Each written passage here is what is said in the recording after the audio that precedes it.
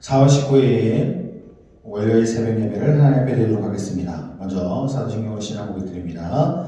전능하사 천지를 만드신 하나님 아버지를 내가 믿사오며 그 외아들 우리 주 예수 그리스도를 믿사오니 이는 성령으로 잉태하사 동정녀 마리아에게 나시고 본디오 빌라도에게 고난을 받으사 십자가에 못 박혀 죽으시고 장사한 지 사흘 만에 죽은 자 가운데서 다시 살아나시며 하늘에 오르사 전능하신 하나님 우편에 앉아 계시다가 저희로서 산 자와 죽은 자를 심판하러 오시리라. 성령을 믿사오며 거룩한 공예와 성도와 서로 교통하는 것과 죄를 사하여 주시는 것과 몸이 다시 사는 것과 영원히 사는 것을 믿사옵나이다. 아멘. 오늘 새벽에 보신 말씀입니다. 오늘 새벽에 보신 말씀은 예레미야 애가서입니다. 예레미야 애가서 5장 15절에서 새로운 말씀이죠. 에스겔 2장 6절까지의 말씀입니다. 예레미야 애가 5장 15절에서 에스겔 2장 6절까지의 말씀입니다. 먼저 말씀 읽고 돌아오도록 하겠습니다. 전기 버튼 눌러주세요. 이제 말씀 다 읽으셨으면 오늘 본문 말씀 보도록 하겠습니다. 오늘 본문 말씀은 에스겔서 1장 1절에서 3절까지의 말씀입니다. 에스겔서 1장 1절에서 3절까지의 말씀 제가 봉독해 드리도록 할게요. 30째 해 넷째 달 초들새에 내가 그발 강가 사로잡힌 자 중에 있을 때에 하늘이 열리며 하나님의 모습이 내게 보이니 여호야긴 왕이 사로잡힌 지 5년 그 달 초다스라. 갈대아 땅 그발 강가에서 여호와의 말씀이 부시의 아들 제사장 나 에스겔에게 특별히 임하고 여호와의 권능이 내 위에 있음이라. 아멘. 오늘부터 시작해서 에스겔 말씀을 살펴보고자 합니다. 우선 에스겔 말씀을 살펴보기 전에 1장 말씀을 살펴보기 전에 에스겔이 도대체 어떤 사람이고 또한 어떤 선지자였고 어디에서 활동했는지를 조금 살펴보고 오늘 본문 1장 내용을 좀 살펴보겠습니다.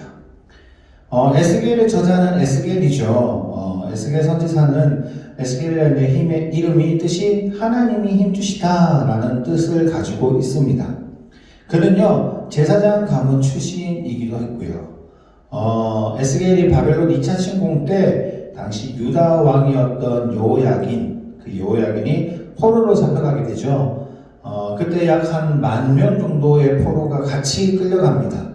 그때 함께 끌려간 사람 중에 한 명이 에스겔이었습니다. 에스겔은요 선지자로서의 소명을 받고 예루살렘의 멸망에 임박한 그 시점부터 시작해서 이스라엘의 1차 포로 기한 그 이루어지기 이전까지 약 한 23년 정도 포로지였던 그 바벨론에서 활동했던 선지자입니다. 에스겔은 자신이 본 그 환상과 또한 유다의 멸망과 또한 이스라엘의 회복과 관련해서 하나님께서 주신 그 계시의 말씀을 오늘 본문, 오늘 내용 에스겔서를 통해서 기록하고 있습니다. 특별히 이스라엘이 우상 숭배와 또한 불순종의 죄로 인해서 바벨론의 포로가 될 수밖에 없는 상황이지만 언젠가는 하나님께서 이스라엘 백성들을 다시 살리실 것이라는 그 확신과 소망을 이 에스겔서에 기록하고 있죠. 자, 이것이 에스겔의 전체적인 내용입니다. 이 내용을 생각하면서 오늘 본문 말씀부터 보도록 하려고 합니다. 오늘 본문의 말씀의 처음 1절에서 3절은요 에스겔의 부르심부터 시작이 되죠. 에스겔이 활동하던 그 당시에는요 유다 사람들이 하나님의 뜻에 너무나도 떠나 있던 사람들이었죠. 물론 예레미야를 통해서 우리가 계속 봐왔지만 그들의 모습과 그들의 행동은 하나님과 전혀 상관없는 사람처럼 행동했습니다. 오히려 하나님보다 다른 우상을 섬겼던 것이 이들의 모습이었음을 우리가 누누이 계속 봐왔죠. 에스겔도 마찬가지입니다. 같은 시대였고 예레미야는 예루살렘에 남아서 선포했던 선지자를 한다면 멸망하고 난 뒤에 에스겔은 같이 포로로 딸려가서 바벨론에서 활동했던 사람이다 보시면 돼요. 같은 기간 안에 속해져 있던 선지자였고 또한 이들의 모습은 같았습니다. 하나님과 전혀 상관없던 사람이었고요. 그들의 제약이 얼마나 큰지 하나님이 선지자를 보냄으로써 그들의 제약이 무엇인지를 돌이키게 하시고 또한 회개하게 했고 또한 하나님께 다시 돌아오기를 원하셨습니다. 하지만 그들은 이러한 것들을 알지 못했죠.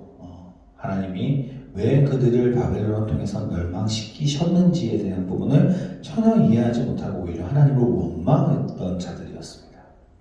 그래서 선지자를 세워가지고 그 유다 백성들이 다시 깨우치기를 바라는 마음으로 끝없이 선지자를 보내줬습니다. 본문의 에스겔은요, 그발 강가에서 하나님께서 그에게 보여준 그 환상을 보면서 자신이 그 본 환상에 대해서 전하고 있습니다. 에스겔이 본 환상에 대해서 우리는 분명하게 해석할 수는 없습니다. 어느 정도 우리가 어떤 건지 마름드가 살아나고 그다음 살이 붙고 군대가 돼가지고 이스라엘 군대가 다시 살아나게 되는 그런 환상인데 정확한 내용들을 우리가 해석할 수는 없으나 이것이 하나님의 보좌와 또한 하나님의 영광을 드러내는 것임을 알 수 있죠. 앞에서 이야기한 바와 같이 에스겔은요, 유다 사람들하고 함께 지내면서 또한 하나님의 뜻을 전했던 선지자입니다. 그러나 에스겔은 유다 사람들과 같은 그 환경 속에 놓여 있음에도 불구하고 하나님의 음성을 들었던 사람입니다. 유다 사람들은 그들의 문화에 스며들어 있었고 또한 우상 숭배와 이방의 풍습에 젖어들었죠. 하나님을 경외하지 않았었고 또한 이방인 문화의 신들을 받아들였습니다.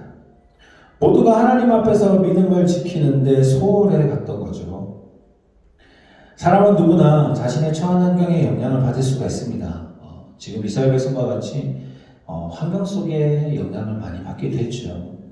물론 그들에게 있어서 이제 나라를 잃었기 때문에 이제 다시 회복될 거라는 말씀을 끝까지 주어짐에도 불구하고 그들은 다시 회복될 거라는 것을 아예 마음에서 생각을 지워버렸던 것 같습니다. 그러다 보니 그들의 환경에 젖어 살고 이제 그것이 나의 나라이고 나의 땅이고 내가 지켜가야 될 환경이다 라고 생각했을 수도 있습니다.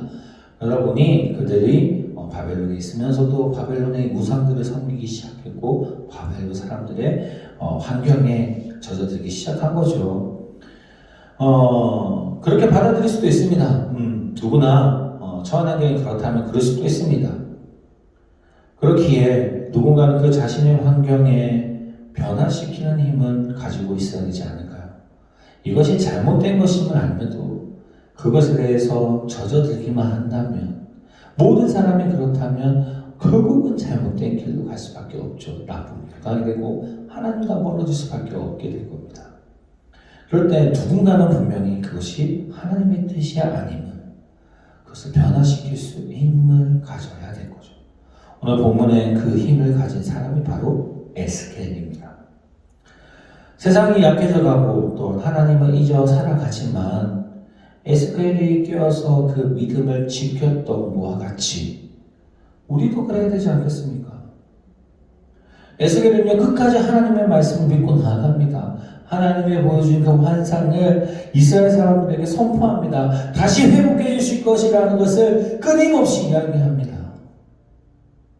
우리들도요 어떤 환경에 놓여지냐에 따라 많이 변화가 됩니다. 나쁜 환경, 하나님과 전혀 없는 상관. 예를 들면 다 주변의 사람이 하나님을 믿지 않습니다. 모두 자신들이 원하는 삶들을 살고 또한 그런 이야기를 젖어들어 합니다. 그러다 보면 어느 순간 나도 모르게 그들과 함께 놀고 있고 그들과 함께 지내고 있습니다. 그럴 때요 하나님을 믿는 백성이라면 하나님이 나를 정말 구원자라는 사실을 내가 믿는 사람이라면 그 환경을 넘어서 성령님의 능력을 우리가 성령님의 능력으로 힘을 얻어 우리가 그것을 이겨내야 되지 않겠습니까? 우리가 할 수 있는 것은 없습니다. 우리가 할 수 있는 게 무엇이겠습니까? 에스겔 또한 자기가 할 수 있어서 그랬던 것이 아닙니다. 하나님께서 에스겔에게 능력 주셨기 때문에 성령님이 에스겔과 함께 했기 때문에 가능했던 것처럼 우리도 그런 환경에 놓여져 있더라도 성령님이 우리와 함께 계신다면 이겨낼 수 있습니다. 오히려 나를 통해서 믿지 않는 사람들이 하나님 앞에 돌아오는 역사가 일어납니다. 우리가 그런 삶을 주도하는 사람이 되어야 되지 않겠습니까? 에스겔처럼 말입니다. 오늘 이 새벽에도 우리가 그렇게 기도하기를 원합니다. 하나님, 오늘 하루 내가 살아갈 텐데 내가 이런 세상 사람들과 살아갈 때에 그 세상 사람들을 주도할 수 있는 신앙인이 될 수 있도록 구하기 원합니다. 믿지 않는 사람들이 나를 통해서 하나님의 역사가 일어날 수 있기를 원한다라고 기도하는 시간이 되었으면 좋겠습니다. 그리고 그런 삶을 살아갈 수 있는 저희 강한교회 성도님들이 되시기를 소원합니다. 기도하겠습니다. 하나님 아버지 감사합니다.